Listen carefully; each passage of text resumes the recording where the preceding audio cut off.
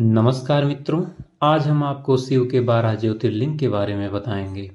यदि आप ईश्वर में आस्था रखते हैं तो बने रहिए वीडियो के अंत तक। तो आइए शुरू करते हैं। भारत में 12 ज्योतिर्लिंग शिव के प्रमुख तीर्थ स्थल माने जाते हैं। यह माना जाता है कि भगवान शिव ने स्वयं इन स्थानों पर अपनी दिव्य ज्योति प्रकट की है। इन ज्योतिर्लिंगों के दर्शन से समस्त पापों का नाश होता है और मुक्ति प्राप्त होती है। आइए प्रत्येक ज्योतिर्लिंग की कथा और महत्व को विस्तार से समझते हैं। सबसे पहला है सोमनाथ ज्योतिर्लिंग, जो कि गुजरात में है।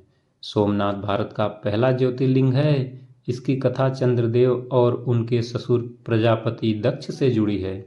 चंद्रदेव ने अपनी पत्नियों में केवल रोहिणी को अधिक प्रेम दिया, जिससे अन्य पत्नियां और दक्ष नाराज हो गए। दक्ष ने चंद्रदेव को श्राप दिया कि उनकी चमक खत्म हो जाएगी। चंद्रदेव ने भगवान शिव की आराधना की और शिव जी ने उन्हें आशीर्वाद देकर श्राप से मुक्ति दिलाई। तभी से यह ज्योतिर्लिंग चंद्रमा की पुनः प्राप्त चमक का प्रतीक बन गया। दूसरा है मल्लिकार्जुन ज्योतिर्लिंग, जो कि आंध्र प्रदेश में है। यह ज्योतिर्लिंग शिव और पार्वती के पुत्र कार्तिकेय और गणेश की कथा से जुड़ा है। एक बार दोनों भाइयों में श्रेष्ठता को लेकर विवाद हुआ। शिव और पार्वती ने उन्हें ब्रह्मांड की परिक्रमा करने को कहा।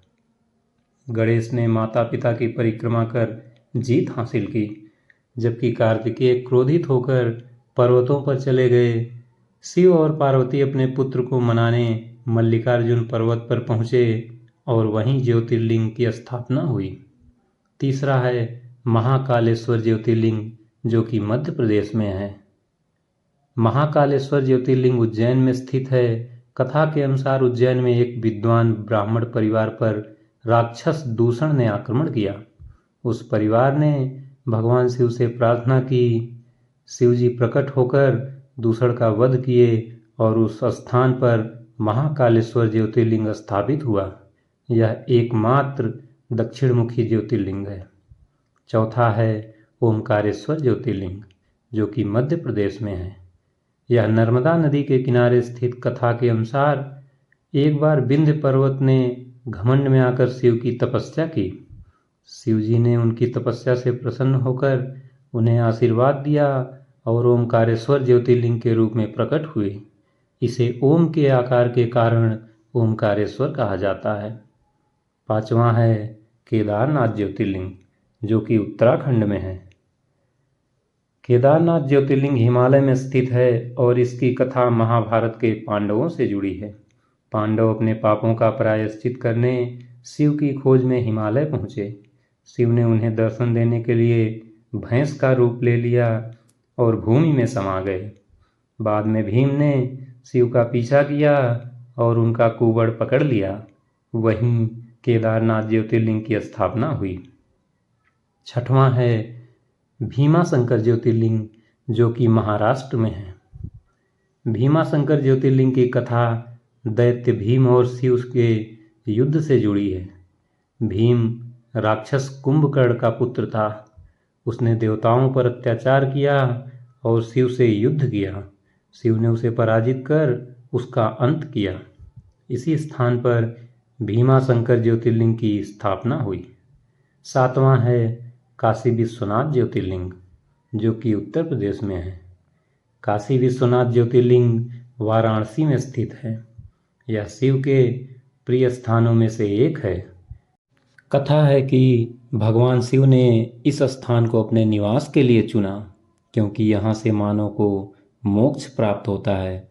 इसे काशी का संरक्षक कहा जाता है। आठवां है त्र्यंबकेश्वर ज्योतिर्लिंग, जो कि महाराष्ट्र में है।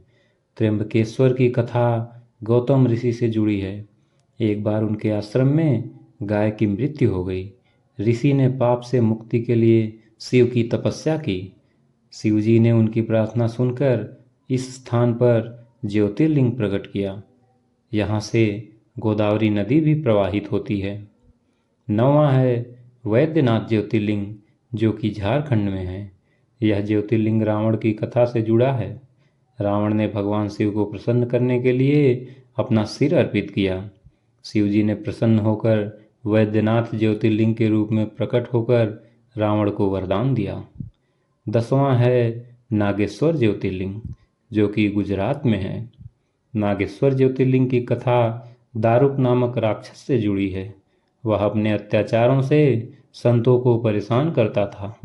संतों ने शिव जी से प्रार्थना की। शिव ने दारुक का अंत किया और उस स्थान पर नागेश्वर ज्योतिर्लिंग प्रकट हुआ।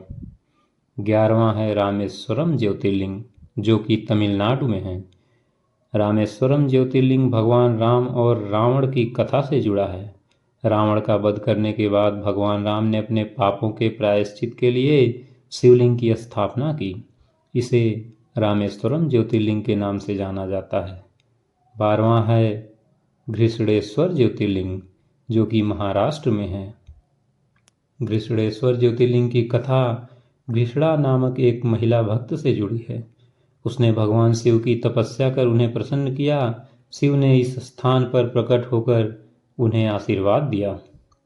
तो मित्रों, ये 12 ज्योतिर्लिंग शिव के अनंत रूपों का प्रतीक है। इनकी कथा न केवल आध्यात्मिकता को प्रकट करती है, बल्कि मानव जीवन के पाप, प्रायश्चित और मुक्ति की अवधारणा को भी स्पष्ट करती है। इन स्थानों का दर्शन करने से व्यक्ति को मानसिक शांति, आध्यात्मिक ज्ञान और मोक्ष की प्राप्ति होती है। यह कथाएं केवल धर्म और आस्था तक सीमित नहीं हैं, बल्कि इनमें प्रकृति, शक्ति और समर्पण का संदेश छिपा हुआ है। आज का वीडियो यहीं समाप्त करते हैं। मिलते हैं किसी और रोचक कथा के साथ। तब तक के लिए नमस्कार।